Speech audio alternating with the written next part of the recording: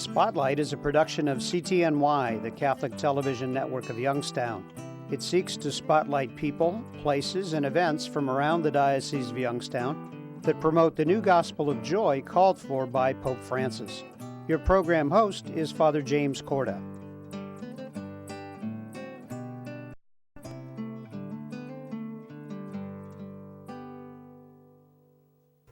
Hello and welcome to this special edition of Spotlight. I'm Father Jim Corda. Joining me is Father Joe Whitmer. Welcome to our show. Thank you. We know that we are basically going to set up a special presentation that's going to commemorate and remind us of a special event on October 23rd of 2016 in commemoration of the Catholic Lutheran dialogue between the Diocese of Youngstown and the Northeast Ohio Evangelical Lutheran Church in America. Before we do that, let's talk a little bit about how that all started here in the diocese. In the year 2000, just months after the Lutheran World Federation and the Vatican together signed a joint declaration on the doctrine of justification, a Lutheran from the Valley said, we ought to do something over in the Mahoning Valley to affirm this event. So at this person's urging, Bishop Marcus Miller, then Bishop of the Northeast Ohio Synod, invited Bishop Tobin to lunch, and there were 6 around the table, and Bishop Marcus Miller suggested that we do on Reformation Sunday in the year 2000 have this event. And Bishop Tobin said, I think that's fine. I think we ought to do more. I think we ought to enter into a covenant with one another and commit ourselves to prayer, study, and action. And so some people on both sides got together and fashioned a constitution, a declaration, and this covenant was signed in the Cathedral of St. Columba in October of the year 2000. And so every 2 years since then, we've had a event in which there was opportunity to hear speakers, to have some table discussion, to ask some questions of the scholars present, and then pray together, and sometimes have a meal too if those wanted to wait. Been a great experience. Well, we know that this presentation that we're going to listen to now is really kind of the fruits of that covenant that began back in the Jubilee year of 2000. Kind of set the stage for the folks that are with us. Who is Father John Crossin, and what basically should we listen to that he's going to share with us? Father John Crossin is the Executive Director of the Secretariat for Ecumenical and Interreligious Affairs for the U.S. bishops. And his office is in Washington. And for the last 5 years, he has been in that position, in that office, and coordinating and taking some leadership and serving as staff to a committee of bishops that's there on the U.S. conference, and leading them in the relationships with different Christian groups. So let's talk basically about what his presentation is all about.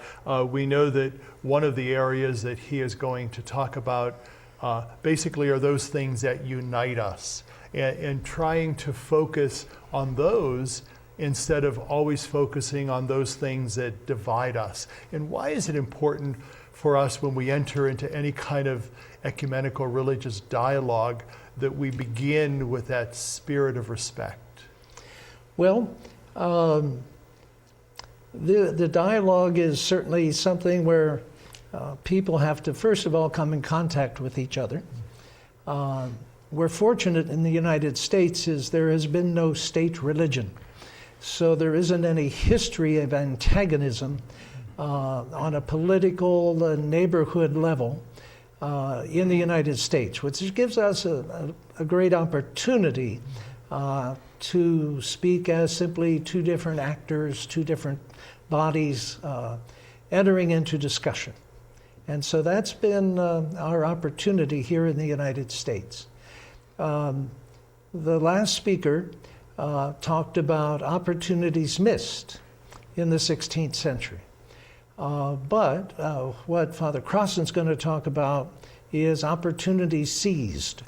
What has been the situation now in this century, in the last 50 years, that have helped us move ahead, have hope. But I think one of the things that's important too is it's one thing for somebody to have been in the dialogue a long time. Not too long ago, I was at the 50th anniversary of the dialogue between the Eastern Orthodox and the Roman Catholic in the United States. And one of the Catholic scholars had been on that team for 50 years. So a lot of continuity, which is good for theological discussion, institutional memory. But as far as neighborhoods go, or even a diocese goes, people are new. People never knew. So it's sort of introducing them to the dialogical process and to the theology and history of each of the individual denominations. We've got about 2 minutes left before the folks that are with us actually listens to Father Crossin's presentation. What would be one of those things that you'd like to highlight that the church really seized on, or that we need to seize on in order to continue this very healthy dialogue? Well, certainly he's going to refer to a couple documents that came out, one at the international level called From Conflict to Communion, Lutheran Catholic Common Commemoration of the Reformation in 2017. And then from the United States dialogue, from a declaration on the way, church, ministry, and Eucharist. So summarizing what 50 years of dialogue have said that we agreed upon, but then another section on the things that we didn't agree upon. But then the third section is probably the most important part of what can we do to try and solve these problem areas, at least heretofore problematic, to move ahead towards unity. So these documents he's going to mention, and they're good ones to be ahead of. Well, Father Joe Whitmer and I would like to ask you to please stay with us following Father John Crossin's presentation, because we're going to share some information and also some further ways that you could learn more about Lutheran Catholic dialogue and ecumenical dialogue in your own life and perhaps in your own parish life. Stay with us. We'll be right back. Good to see you all. Thank you for coming out, and I really appreciate, of course, the work you've been doing, which I'm learning a bit about since I came here to Youngstown. So I'm happy to be with you. I see you're a good ecumenist, and ecumenism occurs in conversation often and getting to know one another, and therefore I've experienced the breaks take much longer because it's harder to get people, once they engage, to stop engaging and come back for the next presentation. We have this in the dialogue meetings all the time. At the national dialogues, we have especially the Lutheran Catholic dialogue, which has been very, very significant.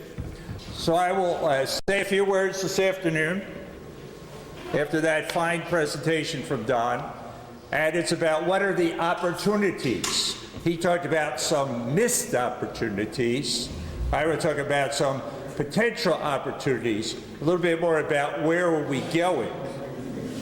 Let me say, first of all, that the whole context for the ecumenical dialogues has been that of prayer.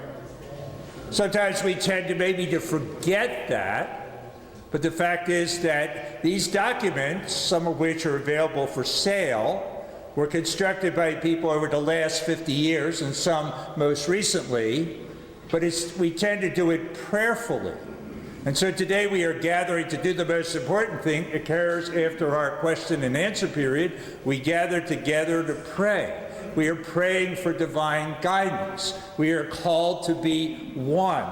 How will that happen unless we pause to listen? What I'm going to proceed today to consider, just for these few minutes, is the document From Conflict to Communion. It came out about 3 years ago from the International Lutheran Catholic Dialogue as a preparatory document for this year of the Reformation, this centenary, the 500th anniversary. And it may be good to recall some of the elements of that as we enter into it. A kickoff event, as most of you are aware, is next Monday in Lund in Sweden, where the Lutheran World Federation was formed. There will be in the cathedral there, limited capacity. I had people calling our office saying, "Can you get me a ticket?" I say, "We can't get our chairman, Bishop Rosansky, a ticket."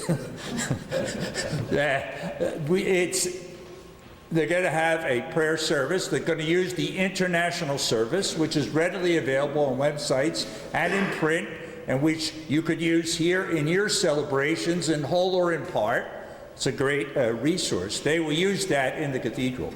And then they will have a gathering of about 10,000 people or more in some type of amphitheater or amphidrama or something.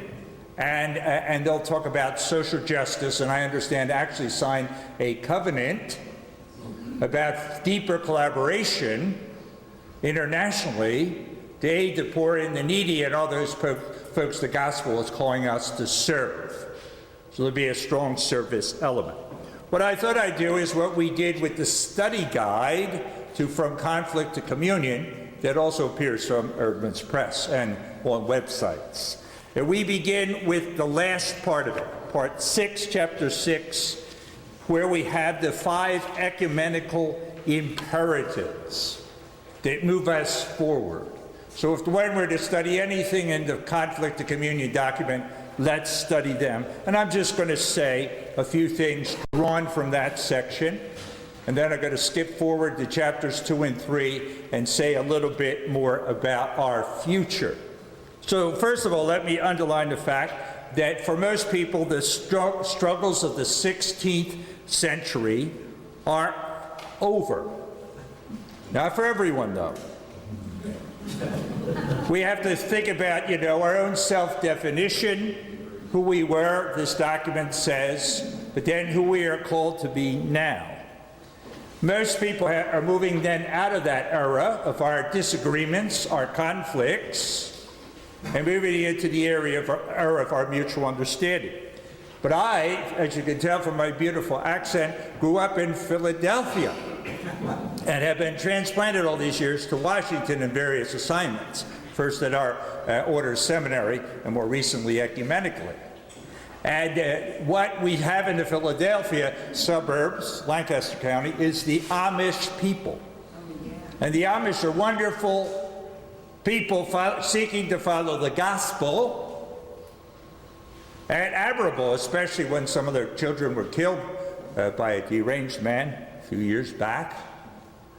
But the fact is that the Amish people are traveling around, the most strict of them in horses and buggies, and they've dated themselves.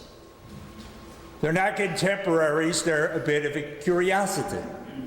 I have great respect for them, but one cannot live in the past. More recently, we see this a bit in Catholic circles, perhaps in the Lefebvrite movement, somewhat against Vatican II, the clinging to the past, some roots in French royalism of the 1800s, and having difficulty, it's hard for people to move forward, to say, well, that was then and that was good, but this is now. And so I have respect for those folks too, and their concerns.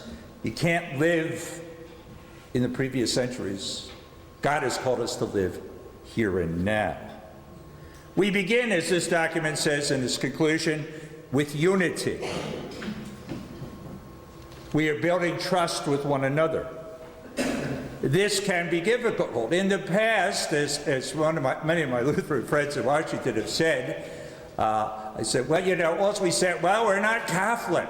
And the Catholic said, well, we're certainly not Protestant, and especially not Lutheran. Now, Bishop Ted Snyder was the synodical bishop for many years in Washington. And he said, well, John, dialogue created a problem for we Lutherans, because all those catchphrases you learned in the seminary, now you're in dialogue, and you had to explain them. So we had to go back and study, because we couldn't remember what they meant either, because there were day-to-day things that we dealt with. So in shifting from the focus on what separates us, which came, as this document notes, right out of the Council of Trent and right out of the early Lutheran teaching, we stressed the differences, the issues that divided us. And now, since the Second Vatican Council, we Catholics are stressing what unites us. And so the most recent international dialogue, soon to come to the conclusion, next summer we hope, is on baptism. What unites us? One thing is baptism. So we straight with unity. Not that we don't have to know our identity, because we remind ourselves that if we are to dialogue well, we have to know who we are, as well as have the openness, as Don pointed out was somewhat lacking in some of the early conversations 500 years ago, not only know who we are, but open to know who the other is, who our Lutheran friends are, in the instance of Catholics, so we can better understand one another and our commonality. An item, and I would note here, is gradualism. We gradually come to an understanding of one another, or we gradually come to appreciate who we are as baptized people. It's generally not an all or nothing. It's a step by step that we progress spiritually by dialoguing with one another. What we are doing then, I'm still following the documents here through 238 and following paragraphs, if you have the document, or will have it. We're overcoming our one-sidedness and seeking a new balance. We need each other, says this document. We need the experiences of one another, the encouragement of one another, and the critique of one another. Because nobody has all the answers, so we have things to learn. We need to be encouraged at times, and we need to share our experiences. When I was head of the Theological Consortium, as Joe mentioned in the introduction, there were at one point 13 seminaries in the Theological Consortium at its height.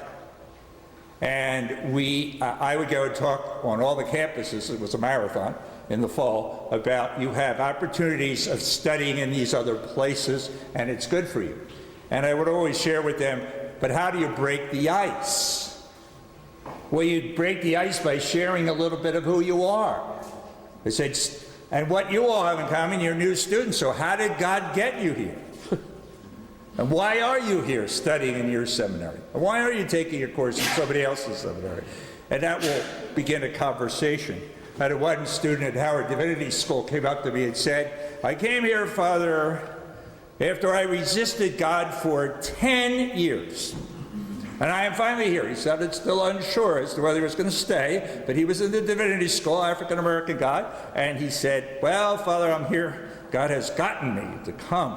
I thought that was an interesting story, and I've always remembered it, that this man had resisted the call. That was his story. So we share our stories with one another. We need each other, and we encounter one another. One of those degrees Joe mentioned is in psychology, more specifically in developmental psychology. I know who Erik Erikson is because for my doctorate, I read all his books, every single one, and I read some of the stuff in German. He was the foil to compare with, say, Francis de Sales, spiritual and psychological development. But be that as it may, what I learned is from my professors, including Dr. Eunice, whose doctoral seminar I attended, He said, it's not just walking with one another, as Pope Francis says, but it's in interacting. Development of teenagers, Dr. Yudis taught us, was, and he had the research to back it up, which is based on Piaget, said, well, it's interacting, because that forces us to reconstruct our mental image. For the young person, it's to form their way of thinking about things. But for all of us, as we go along, we have our mindset, but when we hear something else, we engage the other, we have to adapt and say, well, how true is that? And maybe I got this a little bit wrong, or this is another dimension of something I already thought, or the like. So we're walking along, but it's not like we're not talking to each other, or learning from one another, or reconfiguring our understanding in light of one another. So we have to recommit ourselves, says this document, to the search for unity. And part of that is commit ourselves to be friends of one another. More on that later. The danger is you'll fall back into our old positions. As they used to say, the old rut, the same old rut is at least comfortable, if not productive. So, but the way I would phrase it is this. I was reading Ellis's book on the quartet of 4 leading Americans, George Washington et al., who put together the Constitution. And a fascinating point in Ellis's book, he writes so well, he has these popular books on that era of independence and so forth. He said, well, these 4 could see the future. They know the Articles of Confederation did not work. And so they say, what would work? We have to have a national identity, but most people had a state identity or a regional identity. And there were no models to follow because nobody else in the world was having democracy in those days. So how do you get the Constitution approved if you spent the years working on it in Philadelphia? Well, it was difficult, and they did pass it. But then there was the challenge, what does this mean? And that's where we are. Because we've been apart for 500 years. And it's easier to drop back into our state or our regionalism, which would have led to 13 separate countries in the original colonies instead of one country, which Washington and his far-seeing friends had a glimpse of. We're in that situation. We don't want to lapse back. We want to keep moving forward. But there can be a hesitation because of our fears or the uncertainty. We haven't done this for a long time. How do we get together if we come to unity? And that's one of the challenges in the future decades. How do we work this out? We're like the people living into the constitutional regime of the United States. Now, we take a lot of it for granted, but they didn't know what they were doing in the beginning. They had a Bill of Rights because in the Constitutional Convention, some people called for another Constitutional Convention to include some of the rights. So when they had the first Congress, they said, well, we ought to put this behind us. Why don't we amend the Constitution? Which is what we often discuss now, but should not be taken for granted. It was a major development. We stress here, too, from conflict to communion, the power of the gospel of Jesus Christ for our lives. Prayer is the most important thing. We see ourselves as increasingly rooted in Word and in the Eucharist, the Lord's Supper. These things have become predominant. What I notice among clergy is that my Lutheran friends, and we have a group of clergy that meets about every 6 weeks, and it has been meeting since the 60s. I joined about 15 years ago. A group that meets and discusses ecumenical documents. Maybe that's something you could do as well. There's 10 of us. We meet, we discuss, we kibitz, we share pastoral stories, we share ecumenical stories. We go home. Once a year we go out for dinner together. You know, not a hard model. But the point is here, I think the clergy, at least my Lutheran friends in Washington, still stress the Word more the Holy Word, but they think the Lord's Supper is really important. And all the Catholics, they think the Eucharist is most important, but the Word is a lot more important than we might have learned, or I learned in the 50s in Philadelphia when I was a boy. We had the Bible in the drawer. It had the family tree in it, but it wasn't regularly read. Not like now in our family. I have a wonderment, though, whether the clergy are reflective of the laity. Because what I see, which is a very limited, being a person with social science background, I know this is not a representative sample, but the fact is that what I see is Catholic parishes liking to have the parishioners' Bible studies or scripture reflections. The most hit part of the Catholic Bishop's website is the daily readings, scripture readings. People come in every day to find them, and there's a little video you can watch for a minute or two, a reflection on the readings. Some do that, some don't. And I see on my Lutheran friend's side an infatuation or an energizing, I would say a grace in the Lord's Supper. The people perceive that this has changed them. So while I think the clergy emphasis might follow the way we were educated in seminaries, I'm not completely convinced that the laity emphasis is the same. I think they see the Word and the sacrament together. But that's something maybe worth further discussion as we move forward. This document also talks about witnessing together, building our common bonds. That's very important. After all, we are Americans. We're very practical. And the fact is, we like to do things together. Some of us are theologians, we're well educated, we need to work these issues through. That process will continue and has gone into great depth already and has been summarized in the Declaration on the Way. What we're doing, though, is building community. We're building bonds. We're laying a groundwork. The emphasis of Pope Francis, let me tell you, I think my Lutheran friends quote Pope Francis as much as Catholics do. So somebody is paying attention to something. And the fact is, though, that we do things together, and next Monday they're going to initial a document of collaboration to aid who? The people we're supposed to be aiding, the poor and the weak and the people who are left out. If they're on the periphery of something and need our love.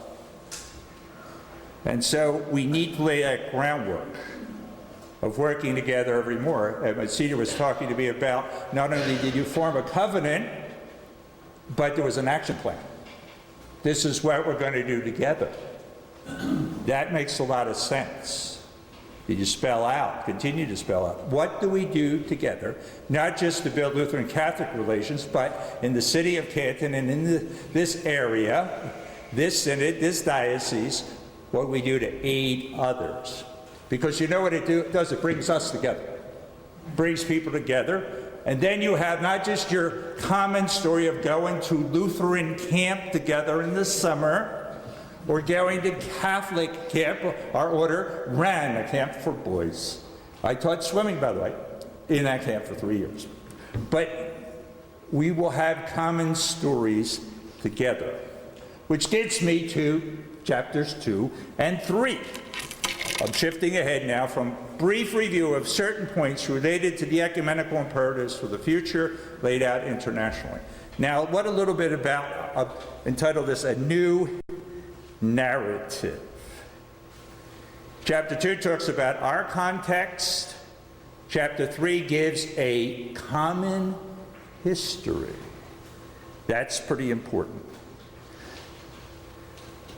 We need to tell the truth about the past.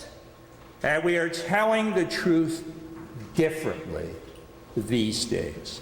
Now, why is that? Well, I teach a doctoral class sometimes at Wesley Seminary for doctoral ministry students, and I feel obliged to do that because I was the one, as director of the consortium, that encouraged them to have a doctoral ministry program in ecumenism. So I figured at least I could do is teach for them, you know. I kind of owe them big time for doing it. And they had 2 cohorts. Each graduated 12 people, so we got 24 more highly educated ecumenist, and we need leaders for the future.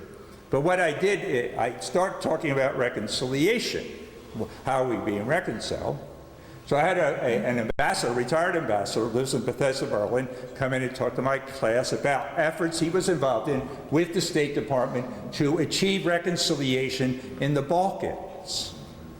Pretty tough thing, because he was there in the 1990s when we were having the war, you know, with each other.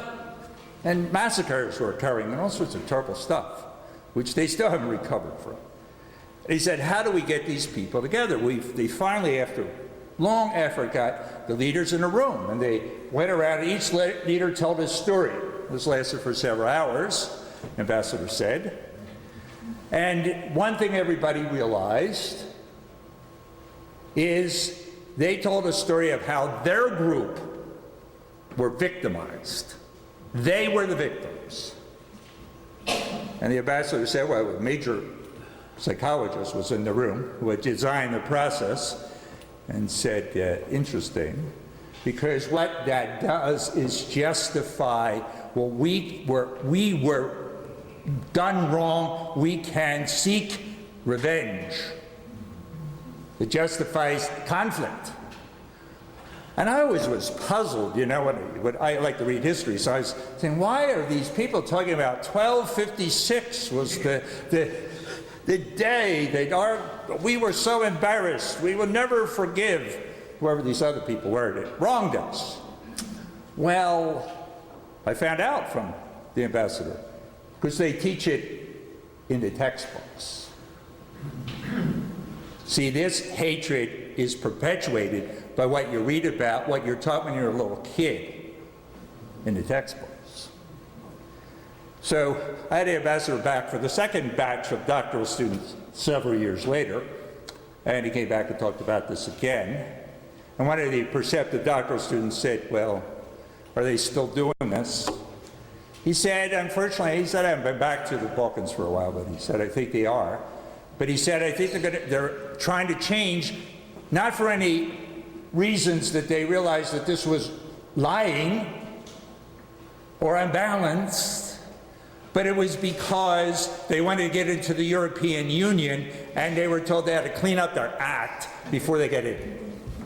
And they wanted financial prosperity. Well, that's very enlightening for us, because we have turned a corner on this.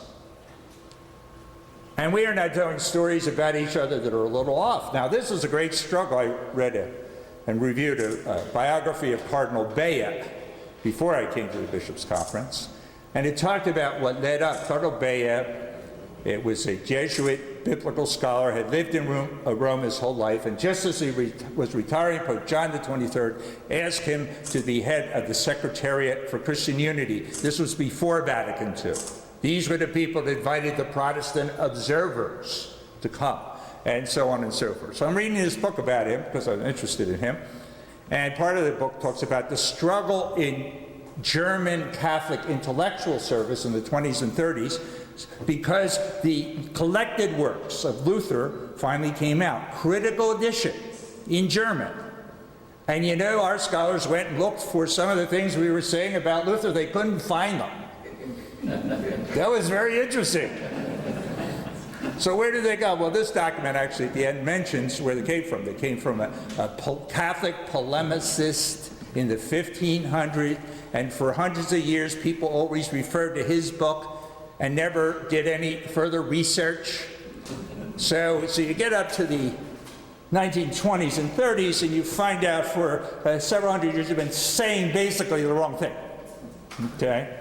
Very embarrassing. So some people, you know, were, well, we got to double or triple check this.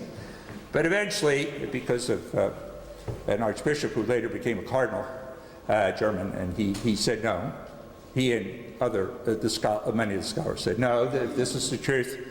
We have to move forward. And those kind of truthful moments are what animates this short historical piece about Luther and the Catholics, much of which was early referred to. So we make the differences where they really are, and not on mistaken things or things that are said out of error, or maybe just shading the truth slightly towards our point of view, which we do in a lot of our arguments, not just our religious ones. This then, our looking at the history, calls us to reflect on our presuppositions. You know, I have two, there are a lot of family weddings in the Crossin family in Philadelphia, and the branch in New Jersey, actually the branch in Rhode Island also. That was last weekend. The younger generation of our family are getting married, and some of them are having kids. And what I notice is that the children are very, these two, both girls so far, they're very attentive. And they learn a lot by imitating. And then you see them trying to do what mom and dad did. You know, in this case, my nephews and their wives. And so it just re-impressed on me what we all know. You learn by imitation. And you know, with my iPhone, it's like, show me how to use it to the youngest person in our office. Or to my nephews or nieces when I'm home. Show me what to do. We still do that. Well, we learn a lot by imitation. But sometimes we have to question our own framework in the dialogue, our personal dialogue, not the formal one, but our conversations with people say, now why do I think that way? It's like Bishop Snyder. Got to go back to the textbook to find out what this means, because all I remember is the catchphrase that we used in class. What are our presuppositions? Likewise, we have to look at the history. So we learned about, which was mentioned already, that it used to be Lutherans cast cold water on the Middle Ages, and we cast cold water on some of the developments from Luther. But now we are saying, well, Luther had a lot of things to say. He was a reformer. People didn't want to hear it, but Luther was a reformer. And he was running into a bureaucracy that didn't want to be reformed. Or as I sometimes joke with people, whose cash flow was being imperiled by his what American corporations do in those days, in those situations. Well, we're starting to look at those details. What are the influences? Well, Luther was influenced by the Middle Ages.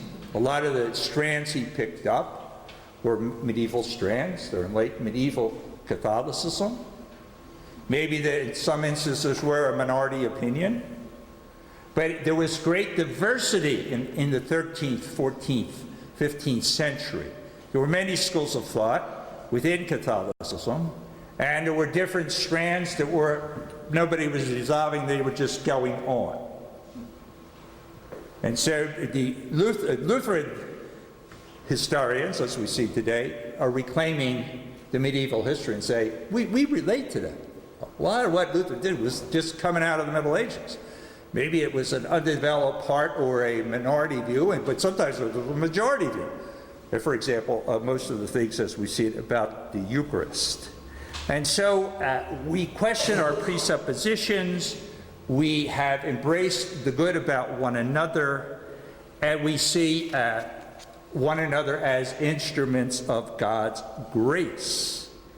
We realize about the whole period that just as with us, there's a lot of political stuff going on. There's entanglement. The princes were desiring more independence from the emperor.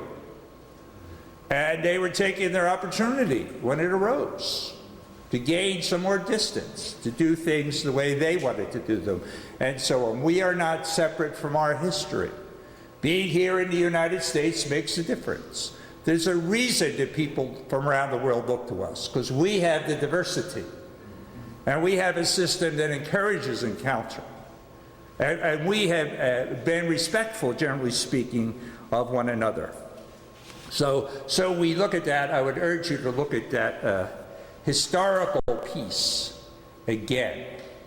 And read, it's 20 pages, and it does set out some things. That what Luther said was not unprecedented.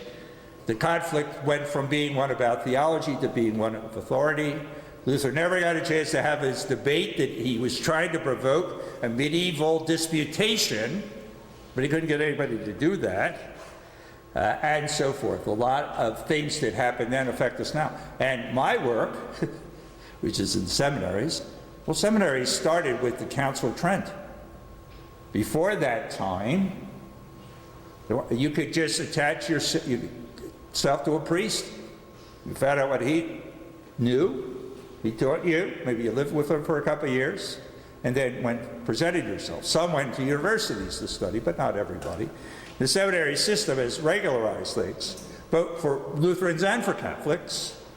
Gives us this opportunity now to work together and to do better. We have in the past, as I said earlier, defined ourselves by opposition. And I think that we are moving now to define ourselves by our unity, which is getting stronger and stronger as we move forward. So how do we move forward? Well, I'll tell you two Crossin things. I'm not going to say much about Declaration on the Way, though I was highly involved in it, because this is leaning more even into the future beyond 2017. What do we have still to address as part of this book as well? What have we agreed on, at least in the dialogues around the world? It's a pretty comprehensive survey, but I didn't realize how the cover, which is the two disciples with Jesus on the road to Emmaus. I was driving up for my niece Mary's wedding. It was up in the Poconos, and I was thinking about all this, and I said, well, how will we solve the hard issues still left? Because Jesus will tell us, and our hearts will be burning, and we'll recognize them in the breaking of the bread, and then it'll start coming clear. We're not going to do it just by ourselves. I found it curious, Joe, that I'm staying in Emmaus house. They originally told us I was going to be in a rectory these 2 nights. Fascinating. Let me conclude with this. Sometimes I wonder, I still wonder this, if I have enough spiritual maturity for Christian unity. Because I think that comes down to what we started with, to the prayer and to listening to God, who may speak to us through the others, through my fellow Catholics or through my Lutheran friends. Are we spiritually enough, mature enough?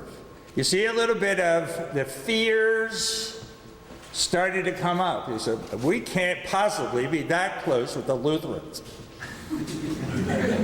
When did this happen? I never heard about it. You know? Well, we get all this reluctance. Now, questioning is good. And we do want to encourage questioning and being together with each other. But on the other hand, it can provoke fear.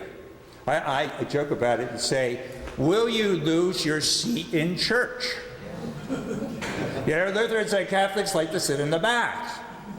There won't be enough seats. We're going to have churches that have wide backs if we have united churches. But it's a metaphor, of course, for will this change the basics? No. But will this change me a bit? Yes. And the way it'll change is make you love God and neighbor more. And we're all in our maybe pretty comfortable rut. Now, I am a follower, as said at the beginning, of Francis de Sales, which has a lot in common with some of the things Pope Francis is saying.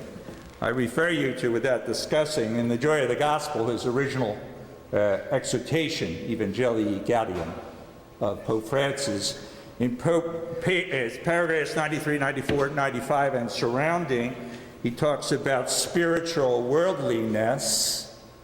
We here in the affluent society can be captured by worldly values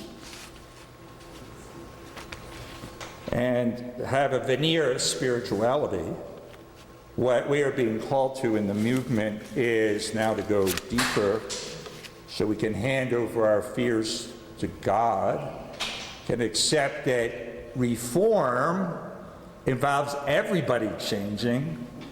So we could kid the Lutherans and say, well, you guys started this reform, you ought to take the lead in the spiritual deepening because you're the people called for reform to begin with. But reform, as Vatican II said, the church should be always reforming. Part of the spiritual depth is what in our Salesian spirituality is called spiritual friendship. So will we become not just acquaintances with one another, but with a few will we become spiritual friends. The person you can share with about the spiritual journey. Could be a spiritual director in one terminology, but spiritual friendship's a broader term. Who is it that you talk to about the spiritual things that most matter? Who would you let challenge you to be your best self ecumenically and leave your rational and irrational fears and emotions behind? So we're trying to go deeper. Francis D. Sales talks about, and so this is school I come out of, and when I retire, this is my second retirement coming up. I hope I'll have 3 retirements. But this is number 2. I'm going to write my little book on spiritual humanism. Is going to talk about this some more. And I'm coming at it from a particular Catholic point of view. So De Sales talks about the first stage is the reform, the turning to Christ. You know, the taking your religious life seriously and unsuperficially. The second stage, which I'm at most of the time, is the balance. How do you come to, with God's help, of course, spiritual balance? Will you value things appropriately? And you put the first things first and not second, third, or fourth. That's a lot harder to do, I think. What's really important, and then what isn't to me. And so here in our culture, its success is really important. But Jesus took the last place. He humbled himself, right? But and I'm part of this, from a high-achieving family. We're part of this not maybe going as far, rebalancing our life, to put the central things to be central and the less important to be peripheral. That is harder to do, and it's a continual rebalancing. And then the third stage, he talks about, is giving everything to God. Now, when I was 19 years old, I was in the novitiate house of the Outlays of St. Francis de Sales, which was on a farm. And having grown up in Philadelphia, that was quite a transition to live on a farm. As my classmate, Father Murphy, who went to the same high school and was the same city boy as I, said, "John, here we have shoveled real manure." Because it was a real farm and it was operating. But I learned one of the lessons, but I haven't been able to live up to it for the last 50 years, is the back of one of the classes of the first year, Father Gaffigan was talking about Francis de Sales' famous book, Introduction to the Devout Life, which is popular among Protestants as well as Catholics. And I realized on the way out that it's give everything to God, every thought, everything. Not just the things we choose to give, but everything. So I eventually decided to do my doctorate on this, a little bit more about it, because I haven't been able to do it for the first decade or so. And though the foundress of our order, the order was founded in the 1870s, Mother Chappell, a visitation sister, she said, it takes 30 years to become a good oblate of St. Francis de Sales. So in the beginning, I thought I had time, you know. I did pass 30 years, so I haven't achieved it, but I learned that it's a process, a spiritual process. You're always trying to get things over. You're never exactly at the same place. You're going back and forth. But you're trying to come closer to God. Who are we following? Jesus Christ. We are seeking to be like him and live like him. And that's part of the challenge. Francis de Sales also talks about a kind of mystical fourth stage. Now, after 40 years of priesthood, I know what he was talking about, because I had a couple of those experiences myself. But I don't live that way. But here, I want to leave you with this thought, that it's A spiritual deepening is the challenge of us all, because we're at the point where, as we listen to the Holy Spirit, the remaining differences at some point will be resolved. But we'll still have to move forward. Nothing will be perfect in this life. And so I want to say that what we do should always be prayerful. And the best we do today will probably be in the chapel or in the conversations. And then the question is, which the Jesuits always ask, they say you should ask yourself every night, how did you encounter Christ in the other? So, well, thanks for your attention. That might be a challenging note, but that's what we're about. Thank you.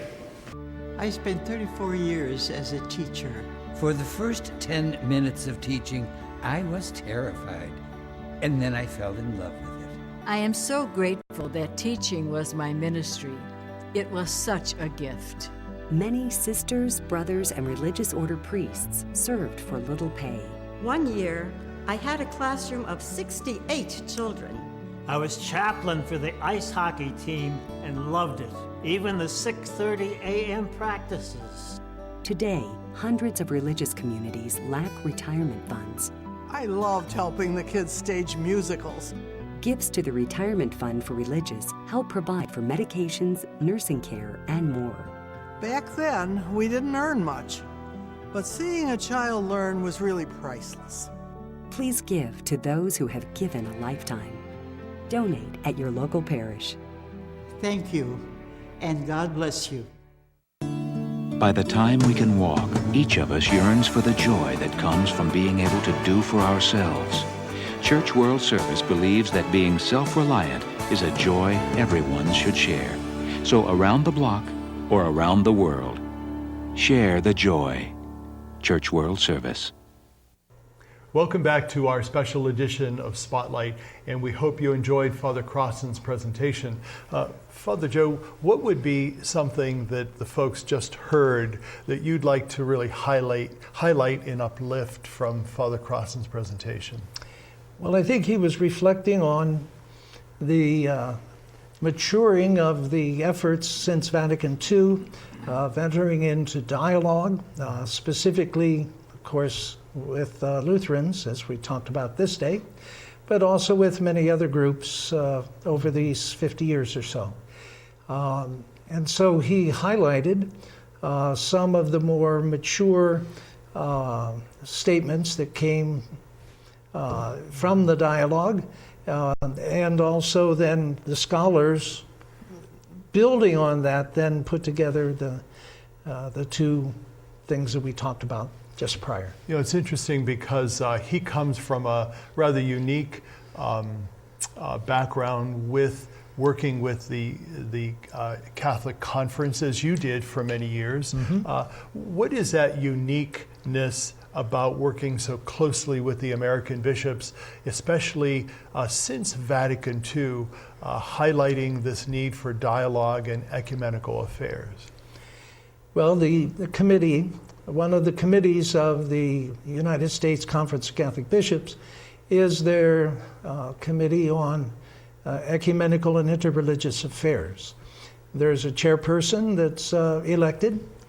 There are about 7 other bishops that are on the committee, but committees are also able to have other consultors be part of it, and which was greatly needed by the ecumenical committee, because there's a bishop co-chair of each of the dialogues, and no 7 bishops could do all the dialogues and keep up and keep ahead.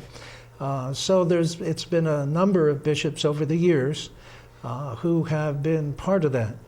I humorously remember that the first bishop, or the first person to be the executive director of that office, was a guy who's now Cardinal William Baum. And after he was there, then there was a younger priest came too, and his name was Bernard Law, now Cardinal Law. But then the next director lasted 35 years and worked very heavily in the Lutheran Catholic dialogue, both international and in the United States. So there's a lot of growing, but a lot of sort of, as some people in each dialogue round, as the topic changes, sometimes the scholars change. So in a sense, you need to bring them up to date. They're really making a commitment to become familiar with the history and move it ahead. Now, we know that in this day of mass media and social communication, that folks can easily access the internet to learn more about ecumenism and interreligious affairs. What would be some of those sites that they could go to get very accurate and good information? The United States Conference of Catholic Bishops has a very helpful website for many things, usccb.org. And on there is teachings, and if you click on that, you'll come down to ecumenical. And then on that homepage, you will then see on the left side a list of about, I think, 12 or so different groups that the Catholic Church in the United States is in dialogue with. And clicking on those will get you a lot of information about how these things developed. Because most of the dialogues began looking at what we thought we shared in common, talking about baptism. So those things, but then as things moved on, you said, we also have to talk about things that are problematic. And so we've done that.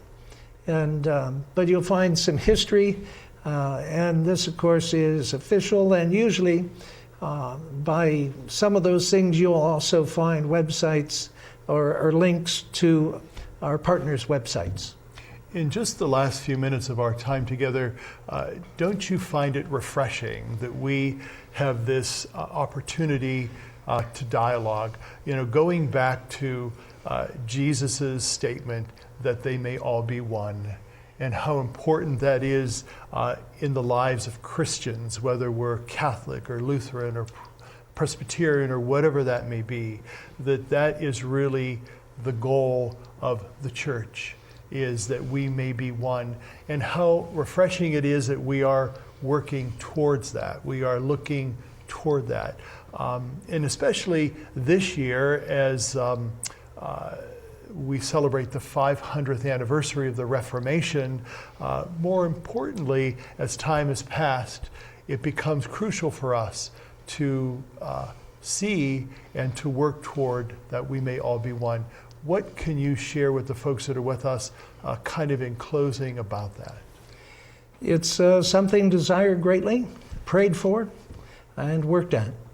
And we have to acknowledge that there's been a number of mergers of Christian groups within the United States even, and as well as the opportunity to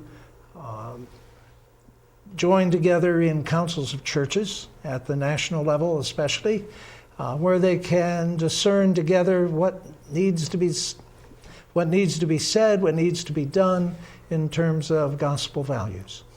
Father Joe Whitmer, as always, thank you for enlightening us and for sharing this important topic of ecumenism with the life of the church. Thank you. Thank you. And thank you for being with us. Have a good day, and God be with you.